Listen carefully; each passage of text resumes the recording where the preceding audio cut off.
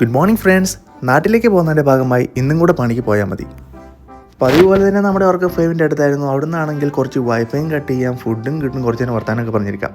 അവനാണെങ്കിൽ ഡ്യൂട്ടിക്കും പോയി, ഞാൻ നേരെ വീട്ടിൽ വന്നു. അപ്പോഴാണ് ഇനി ഒരു ദിവസം കൂടെ കാത്തിരുന്നാൽ മതി വീട്ടിലേക്ക് പോകാൻ വേണ്ടി.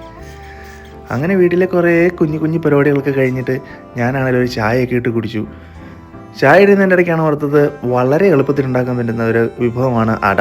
നമ്മളൊക്കെ നാട്ടിലൊക്കെ ആകുമ്പോൾ എല്ലാവരും ആരും കഴിക്കാത്തവരായിട്ട് ആരും കാണത്തില്ലല്ലോ. അപ്പോൾ ഞാൻ പെട്ടെന്ന് ഒരു അടയൊക്കെ ഉണ്ടാക്കിയിട്ട് നേരെ കുറേ ഡ്രസ്സുകളൊക്കെ അലക്കാനുണ്ടായിരുന്നു. അതെല്ലാം ഒന്ന് അലക്കിയിട്ടിട്ട് എല്ലാം ഒന്ന് ട്രൈ ചെയ്ത് വെച്ചിട്ട് വേണം നാട്ടിലേക്ക് പോകാൻ. അങ്ങനെ അതൊക്കെ കഴിഞ്ഞ് ഞാൻ ഡ്യൂട്ടിക്ക് പോകാൻ ഇറങ്ങിയിരിക്കുകയാണ്.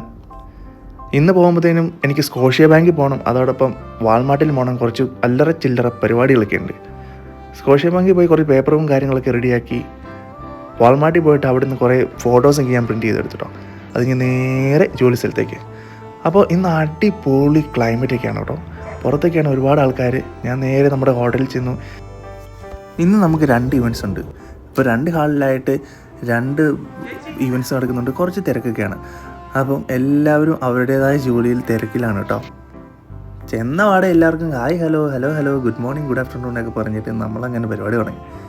അതിമനോഹരമായി ഡെക്കറേറ്റ് ചെയ്യുന്ന കുറേ ഇവൻറ്റ്സും, അതോടൊപ്പം തന്നെ ഷെഫൊക്കെ ഭയങ്കര തിരക്കാണ്. എല്ലാവരും ഭയങ്കര തിരക്കിലാണ് കേട്ടോ. അങ്ങനെ ഇന്നത്തെ പരിപാടിയെല്ലാം വളരെ മനോഹരമായിട്ട് കഴിഞ്ഞു. എല്ലാവർക്കും ബൈ ബൈ പറഞ്ഞ് നാട്ടിൽ പോകാൻ 1 മാസത്തേക്ക് എന്നൊക്കെ പറഞ്ഞിട്ട് ഞാൻ നേരെ വീട്ടിലേക്ക് പോകുന്നു. വീട്ടിൽ ചെന്നിട്ട് ഒരുപാട് കാര്യങ്ങൾ ചെയ്യാനുണ്ട്. അതിൻ്റെ ഇടയ്ക്കാണ് നമ്മുടെ ലുക്കാച്ചൻ നമ്മളെ വിളിച്ചു. നമ്മൾ അവനുമായിട്ട് സംസാരിച്ച് കുറേ നേരം കളിയും ചിരിയായിട്ട്. അപ്പോഴാണ് ബാഗൊക്കെ പാക്ക് ചെയ്ത് വെയിറ്റൊക്കെ കറക്റ്റ് ചെയ്ത് റെഡിയാക്കി ഞാൻ നേരെ ഫെവിൻ്റെ അടുത്തേക്ക് വൈഫൈ കട്ടെടുക്കാൻ വേണ്ടി പോയി. ചെന്ന പാടെ ബാബയുടെ വിളി പിന്നെയും വന്നു. പിന്നെ ഞാൻ അവരോട് സംസാരിച്ച് നാളത്തെ കാര്യങ്ങളെക്കുറിച്ച് എല്ലാം സംസാരിച്ച് അങ്ങനെ കിടക്കാൻ സമയം. അപ്പം ശരി, ഗുഡ് നൈറ്റ്.